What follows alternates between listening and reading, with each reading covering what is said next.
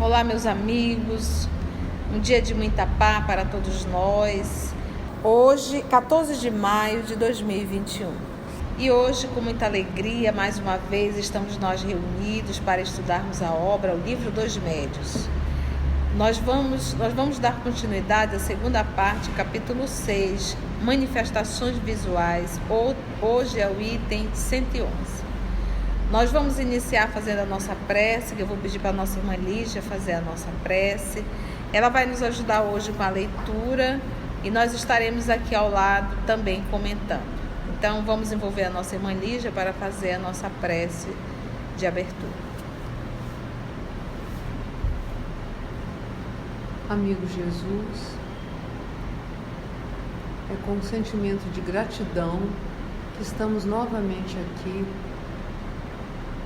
para iniciar os nossos estudos. Agradecemos também o apoio da espiritualidade amiga. Que possamos, além de ler, estudar, sentir e apreender o que nós vamos ler aqui hoje, para que esses ensinamentos iluminem a nossa jornada hoje e sempre. Que assim seja. Então, a teoria da alucinação. Item 111. Os que não admitem a existência do mundo incorpóreo e invisível julgam explicar todos os fenômenos espíritas com a palavra alucinação. A definição dessa palavra é conhecida. Ela exprime o erro, a ilusão de uma pessoa que julga ter percepções que realmente não tem. Origina-se do latim alucinare, errar, que vem de ad lucem, mas, ao que saibamos, os sábios ainda não apresentaram a razão fisiológica desse fato. Até parece que a ótica e a fisiologia não têm mais segredos para eles. Entretanto, como é que ainda não explicaram a natureza e a origem das imagens que se mostram ao espírito em determinadas circunstâncias? Querem explicar todos os fenômenos pela lei da matéria. Que o façam, mas deem, com auxílio dessas leis, uma teoria da alucinação. Boa ou má, será sempre uma explicação. Então vamos lá. O professor Allan Kardec aqui ele inicia, meus irmãos, falando justamente daqueles que se colocam na condição de fazer qualquer tipo de julgamento sem ter estudado e sem ter realmente os recursos necessários. E o professor Allan Kardec, na época, ele se deparou muito com isso. Então, ele coloca assim: os que não admitem a existência do mundo incorpóreo é invisível e invisível, eles julgam explicar todos os fenômenos espíritas com a palavra de alucinação. Então, para todos os fenômenos espíritas, é alucinação, é alucinação, é alucinação. E aí ele coloca mais embaixo, assim, até parece, né, que a fisiologia não tem mais segredo para eles. Entretanto, como é que ainda não explicaram a natureza e a origem das imagens que se mostram ao espírito em determinada circunstância, né? Se mostram ao espírito em determinada circunstância. Quer explicar todos os fenômenos pela lei da matéria, que o façam, mas que deem, com o auxílio dessas leis, uma teoria da alucinação. Boa ou má, será sempre uma explicação. Então, é alucinação. Sim, mas me explique o que é alucinação. Me dê um conceito de alucinação. Me explique. Então, só você dizer é alucinação, mas pelo menos explique o que é alucinação, porque você não sabe nem explicar o que é alucinação. Vamos aqui no item 112. A causa dos sonhos jamais foi explicada pela ciência. Ela os atribui a um efeito também da imaginação, mas não nos diz o que é a imaginação, nem como se dá a produção dessas imagens tão claras e tão nítidas que às vezes nos aparecem. Equivale a explicar uma coisa que não é conhecida por outra mais desconhecida ainda. A questão, portanto, ainda está por resolver, né? Então, o sonho É imaginação, tá? Ok, é imaginação. Agora me diga, o que é a imaginação? Dizem ser uma recordação das preocupações da véspera. Porém, mesmo que se admita esta solução, que nada resolve, ainda restaria saber qual o espelho mágico que conserva assim a impressão das coisas. Como explicar, sobretudo, essas visões de coisas reais que a pessoa nunca viu no estado de vigília e nas quais jamais pensou? Só o Espiritismo nos poderia dar a solução desse estranho fenômeno, que passa despercebido não da sua própria vulgaridade. Como sucede com todas as maravilhas da natureza que não merecem do homem a devida atenção. E agora a nossa querida irmã Lígia vai dar continuidade à leitura. Os sábios não se dignaram de se ocupar com a alucinação. Entretanto, quer seja real, quer não, ela constitui um fenômeno que a fisiologia tem que se mostrar capaz de explicar, sob pena de confessar a sua inabilidade. Se algum dia um sábio resolver dar desse fenômeno, não uma definição, entendamos-nos bem, mas uma explicação fisiológica, veremos se a sua teoria resolve todos os casos, sobretudo se não omite os fatos tão comuns de aparições de pessoas no momento da morte, e se esclarece a razão da coincidência da aparição com a morte da pessoa. Se fosse um fato isolado, poder-se-ia atribuí-lo ao acaso. Porém, é muito frequente, o acaso não se presta a essas reincidências. Se ao menos aquele que viu a aparição tivesse pensado que a pessoa que lhe apareceu estava prestes a morrer, tudo bem. Mas quase sempre quem aparece é justamente a pessoa em quem menos se pensa. A imaginação não se aplica ao caso. Mais difícil ainda é explicar pela imaginação as circunstâncias em que se deu a morte, quando não se tem a menor ideia do que de fato aconteceu. Então vamos lá, os sábios não se dignaram de se ocupar com a alucinação. Então os sábios se predispõem a julgar, mas não se predispõem a se ocupar com a alucinação. Julgar é uma alucinação, beleza. Você se ocupou para estudar o que é uma alucinação? É a mesma coisa você dizer, olha, é esquizofrenia. Ah tá, é esquizofrenia. Mas você se ocupou em estudar a esquizofrenia? Você se aprofundou na esquizofrenia?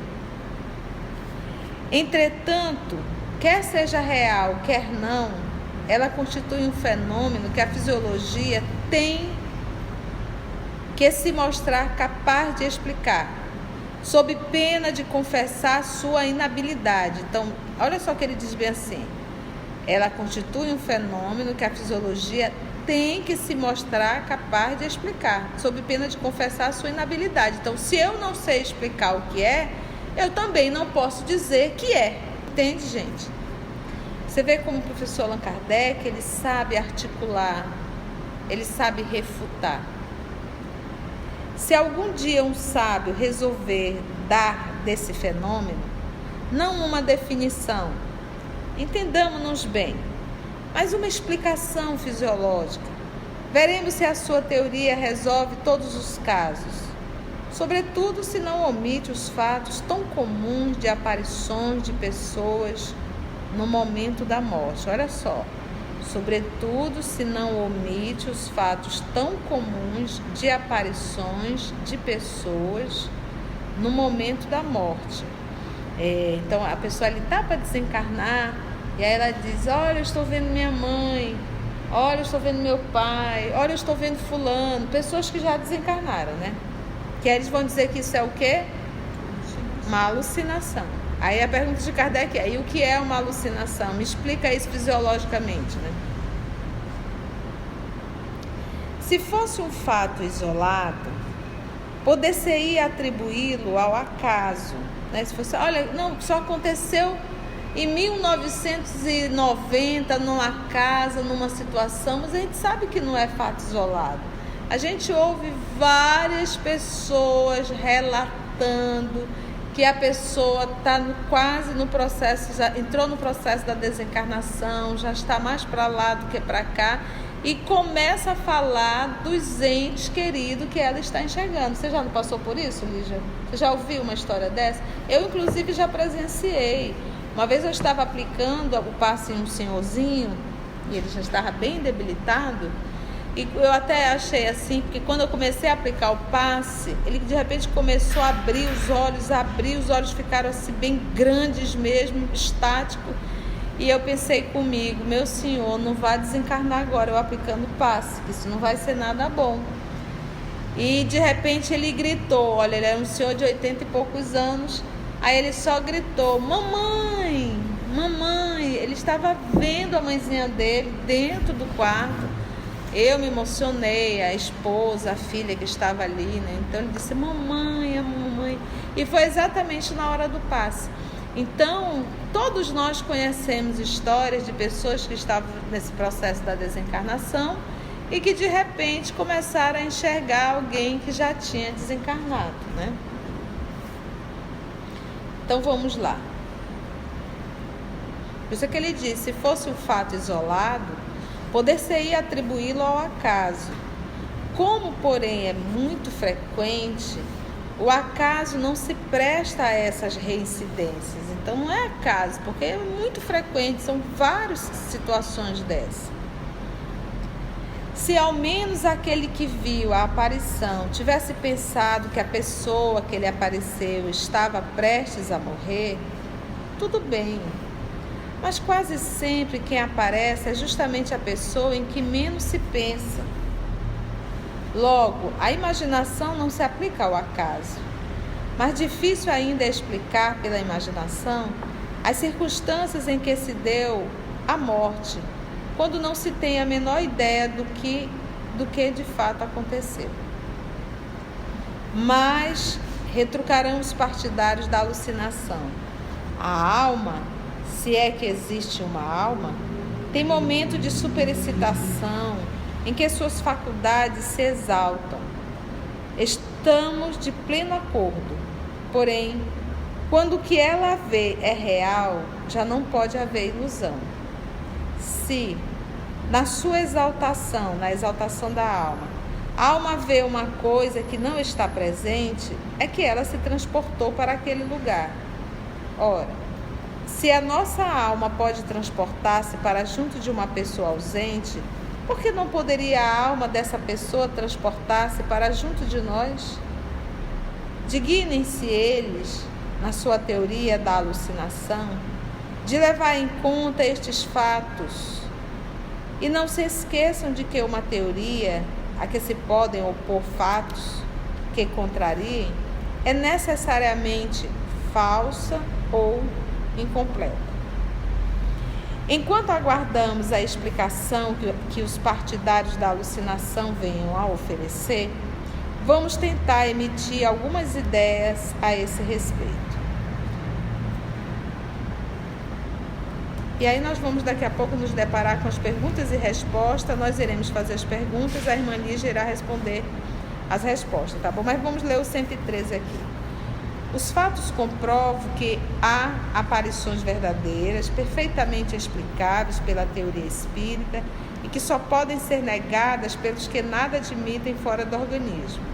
Mas, a par das visões reais, não haverá alucinações, no sentido que se atribui a esta palavra? Sem a menor dúvida. Qual a sua origem? Os espíritos é que irão nos apontar o caminho, pois parece que a explicação do fenômeno está toda nas respostas que eles deram às seguintes perguntas. Então, a partir desse momento, nós vamos estudar os próprios espíritos dando as respostas para o professor Allan Kardec. Tá. Então, a nossa irmã Lígia irá fazer as perguntas e nós iremos ler as respostas. As visões são sempre reais? Não serão algumas vezes efeito da alucinação? Quando se vêem, por exemplo, em sonho ou de uma outra maneira, o diabo e outras coisas fantásticas que não existem, não será isso produto da imaginação? Você pode explicar para ele? Ele está questionando, porque às vezes a pessoa sonha com coisa que não existe. Então pensando, será que é só imaginação? Sonha com um monstro, um diabo, um fantasma? Isso que ele quer saber, se essas visões são reais ou se isso é imaginação. Sim, algumas vezes. Quando alguém se deixa impressionar por certas leituras ou por histórias de feitiçaria, ao se lembrar mais tarde dessas coisas, julga ver o que não existe. Então, eu vou abrir aqui um parêntese. É muito comum, quando a gente está no início dos nossos trabalhos de reunião mediúnica, a pessoa lê ali as obras de André Luiz, acompanha ali os processos dos vales, vai para a reunião mediúnica, está ali ainda no exercício da mediunidade, e ela pode sim ter essas, como ele coloca aqui, essas alucinações. Entendeu? Então, diz, eu vi isso, vi aquilo, e de repente pode ser uma alucinação. Por isso que ele diz, sim, algumas vezes. Quando alguém se deixa impressionar por certas leituras ou por histórias de feitiçaria, ao se lembrar mais tarde dessas coisas, julga ver o que não existe. Na verdade, é uma lembrança e não realmente uma visão. Mas já dissemos também que o espírito, sob o seu envoltório semimaterial, pode assumir todas as formas para se manifestar. Um espírito zombeteiro pode aparecer com chifres e garras, se assim o desejar, para se divertir à custa da credulidade daquele que o vê. Do mesmo modo que um espírito bom pode mostrar-se com asas e com uma figura radiosa. Quer comentar essa parte aqui, Aramida? Como é que é esse processo de mudança? O espírito, ele é maleável e ele obedece à vontade do espírito. Então, quanto mais adiantado o espírito, maior capacidade ele tem dessa maleabilidade. E a inferioridade, às vezes, se apresentam para assustar, né? E eu não estou falando às vezes, o espírito ele pode ter inteligência. É diferente de teor moral, né? Como a gente já viu em Libertação, que os espíritos que vivem, né, na cidade estranha, eles não têm capacidade moral elevada, mas eles sabem atuar sobre o perispírito e induzir, como a gente viu, a licantropia. Então, essa modificação do perispírito. Através da hipnose, né? Através da hipnose de um outro que, vamos dizer assim, aceita, né, esse comando. Por culpa. Está subjugado. Por culpa, por remorso, de tal forma, e fica subjugado e pode mudar o perispírito. Eu também acho que para passar a mensagem ou para assustar, ele usa aquelas imagens do coletivo de chifre, de rabo, de olhos vegetados. Então se usa essa transformação de coisas que não existem para assustar ou passar uma outra mensagem. É porque nós sabemos que essa figura mitológica de rabos, chifres, foi uma criação na Idade Média, essa forma, né? Então isso ficou, vamos chamar assim, no consciente, né? E no inconsciente coletivo de toda uma sociedade. Então quando se fala em diabo, em Satanás, se busca logo verdadeiramente aquilo que a igreja na Idade Média construiu para atemorizar os seus adeptos. Da mesma forma os anjos, com asas. Também os anjos. Então aqui, o que a gente percebe? Há processos, vocês devem recordar, a nossa Maramita falou do nível de evolução com o corpo perispiritual. Esse cai muito bem, por exemplo, eu estou no mundo espiritual e eu quero não ficar com essa forma de agora, mas com a forma de uma reencarnação de 2 ou 3 reencarnações ou até anterior a essa. Então isso daí realmente vai muito de condição moral do espírito. Mas vocês lembram no livro Libertação da esposa, da segunda esposa do psiquiatra? Do juiz. Do psiquiatra, que quando ela, no momento daquele sono depois do almoço, ela sai do corpo e o André Luiz se assusta porque ela tinha uma forma de uma verdadeira bruxa. E por que ele se assustou? Porque o corpo físico dela, ela era uma moça até muito bonita. Esse foi um dos motivos para o psiquiatra ter escolhido. Mas ele se assustou, porque apesar da forma física bonita, o corpo perispiritual era totalmente monstruoso. Então a gente se depara aí, tia, como é que foi isso? Ela quis deformar o perispírito? Não. As nossas atitudes deformam o nosso perispírito, tá?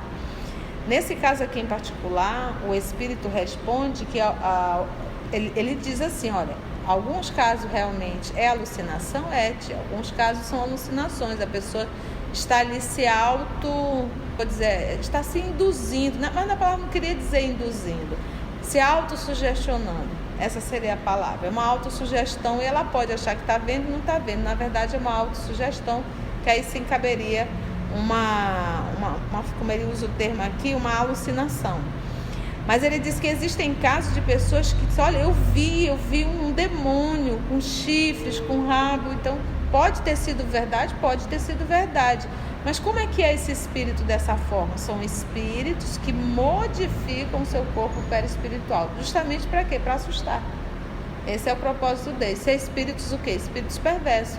Esse da mesma forma que tem outros que de repente vai se mostrar para uma pessoa extremamente católica, vamos supor, o espírito pode inclusive tomar essa forma conforme a crença dela, para que possa realmente identificar, tá bom? E aí vamos para a segunda pergunta. Poder-se-ão considerar como aparições as figuras e outras imagens que se apresentam a certas pessoas quando estão levemente adormecidas ou quando apenas fecham os olhos? Então, ele quer saber, Lígia, se poderia considerar como aparição, eu tenho como considerar como uma aparição as figuras e outras imagens que se apresentam a certas pessoas quando elas estão levemente adormecidas ou quando apenas fecham os olhos? Fechou os olhos, viu alguma coisa, está levemente adormecido e viu algo. Ele pergunta, pode considerar isso uma aparição? Ele diz assim, vamos ver a resposta, é longa, mas bem interessante.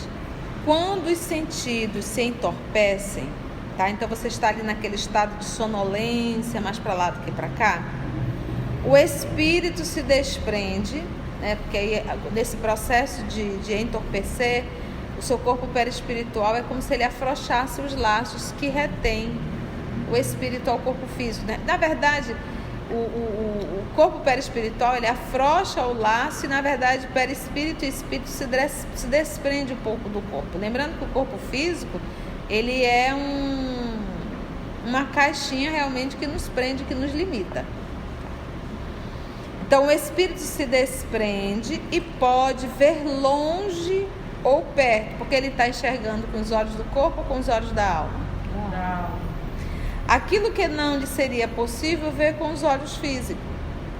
Com muita frequência, tais imagens são visões, mas também podem ser efeito das impressões que a vista de certos objetos deixou no cérebro. Então você vê que nunca a resposta é sempre isso. Não, pode ser isso e pode ser aquilo.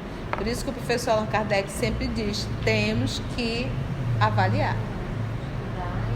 Temos que conhecer, temos que testar. Então, eu vi uma visão assim. Ok, vamos ver o fundamento disso, vamos ver se isso aconteceu, vamos ver se isso é real. Entendeu? Então, sempre realmente usando esse recurso realmente. Tais imagens são visões, mas também podem ser efeito das impressões que a vista de certos objetos deixou no cérebro, cujos vestígios conserva, como conserva o uso dos sons.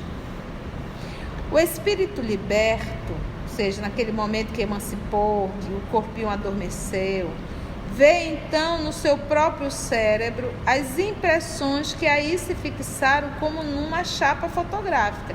Então aqui, esse momento aqui, quando o espírito vê no próprio cérebro, isso é uma aparição? Não. Lembranças daquilo que ele carrega no cérebro. A variedade e a mistura dessas impressões formam conjuntos estranhos e fugazes, que se desfazem quase imediatamente, apesar dos esforços que se façam para retê-los. É a uma causa semelhante que se deve atribuir certas aparições fantásticas, que nada tem de reais e que muitas vezes se produzem durante uma enfermidade, tá? Então, às vezes a pessoa com uma febre muito grande, ela vê cobra, né? Vê aquele processo de delírio, e são imagens realmente que está no seu cérebro, que o espírito ali naquele processo de emancipar, ele começa a buscar e mistura tudo. Então é por isso que nós temos que ter muito cuidado, sabe, gente, antes de diagnosticar ou de dizer sempre é isso. Quando se fala de mente humana, gente, é bem complexo, Admite-se que a memória seja o resultado das impressões que o cérebro conserva. Mas por que singular fenômeno? Gente, eu estou lendo a resposta dos espíritos, tá? Aqui já não é Kardec. Kardec fez a pergunta e aqui são os espíritos respondendo. Admite-se que a memória seja o resultado das impressões que o cérebro conserva. Mas por que singular fenômeno? Essas impressões tão variadas, tão múltiplas, não se confundem? Eis um mistério impenetrável, porém não mais estranho do que o das ondulações sonoras que se cruzam no ar e que, no entanto, se conservam distintas. Num cérebro saudável e bem organizado, essas impressões são claras e precisas. Em condições menos favoráveis, elas se apagam e se confundem. Daí a perda de memória ou a confusão das ideias. Isto ainda parecerá menos extraordinário se admitirmos, como admite a frenologia, uma destinação especial a cada parte e até mesmo a cada fibra do cérebro. As imagens que chegam ao cérebro através dos olhos deixam ali uma impressão, em virtude da qual uma pessoa se lembra de um quadro, como se o tivesse diante de si. Então, olha só, ele está dizendo o quê? Que uma imagem vista, as imagens que chegam ao cérebro através dos olhos, deixam ali aonde? No cérebro. Uma impressão, em virtude da qual uma pessoa se lembra de um quadro. Então, ele viu uma imagem e essa imagem deixou no cérebro uma impressão. Então, sempre que aciona essa imagem, aciona a impressão, como se o tivesse diante de si. Trata-se aí de uma questão de memória, pois nada se vê. Ora, em certos estados de emancipação, a alma vê o que está no cérebro e aí torna a encontrar aquelas imagens, sobretudo as que mais a chocaram, segundo a natureza das preocupações ou as disposições de espírito. É assim que lá encontra de novo a impressão de cenas religiosas, cenas diabólicas, dramáticas, mundanas, figuras de animais esquisitos, que ele viu noutra época em pinturas ou mesmo em narrações, já que estas últimas também deixam impressões nas próprias narrações. Então você vê que eles não são radicais, eles não dizem tudo que você está vendo são espíritos. Não, pode ser o quê? Imagens realmente arquivadas no teu cérebro. Vocês estão compreendendo, gente? Está compreensível? Sim. A alma, pois, vê realmente mas vê apenas uma imagem fotografada no cérebro. Em condições normais, essas imagens são rápidas, efêmeras, porque todas as partes cerebrais funcionam livremente. Porém, no curso de doenças, o cérebro se acha mais ou menos enfraquecido, o equilíbrio entre todos os órgãos deixa de existir, conservando somente alguns a sua atividade, enquanto outros permanecem de certa forma paralisados. Daí a persistência de certas imagens que as preocupações da vida exterior não mais conseguem apagar, como acontece no estado normal. Eis aí a verdadeira alucinação e causa principal das ideias fixas. Ou seja, lembra que ele iniciou esse estudo, Kardec dizendo assim, sim, você diz que é alucinação, mas você sabe me explicar o que é alucinação? E agora vem os espíritos aqui, tintim por tintim, explicando o que é uma alucinação. Imagens fotografadas, né, no próprio cérebro, ali arquivada. E no momento ali de fragilidade orgânica, o cérebro começa realmente como ele está no processo de um desligamento, de uma emancipação, ele busca no cérebro. Conforme se vê, explicamos esta anomalia por meio de uma lei muito conhecida, inteiramente fisiológica, a das impressões cerebrais, embora nos fosse necessário lançar mão da intervenção da alma. Ora, se os materialistas ainda não puderam dar uma solução satisfatória para este fenômeno, é porque não querem admitir a alma. Por isso mesmo, dirão que a nossa explicação é má, já que nos apoiamos em um princípio que é contestado. Contestado por quem? Por eles, mas admitido pela imensa maioria das criaturas, desde que houve homens na terra. A negação de alguns, portanto, não pode constituir lei. Nossa explicação é boa? Apresentamos a nossa pelo que ela possa valer, em falta de outra. E se quiserem, a título de simples hipótese, enquanto não aparece coisa melhor, tal como foi dada, pode explicar todos os casos de visão? Claro que não. Desafiamos, porém, os fisiologistas a apresentarem uma explicação que, do seu ponto de vista exclusivo, resolva todos os casos, já que nada dizem quando pronunciam as palavras sacramentais, superexcitação e exaltação. Sendo assim, e levando-se em conta que todas as teorias da alucinação se mostram incapazes de explicar todos os fatos, é que existe alguma coisa além da alucinação propriamente dita. Nossa teoria seria falsa se aplicássemos a todos os casos de visão, porque alguns poderiam contradizê-la. É, porém, legítima, desde que restrita a alguns efeitos. Então, o que os materialistas, fisiologistas não fizeram, os espíritos vieram e explicaram para o professor Allan Kardec o que seria a alucinação, mostrando que realmente está tudo no cérebro.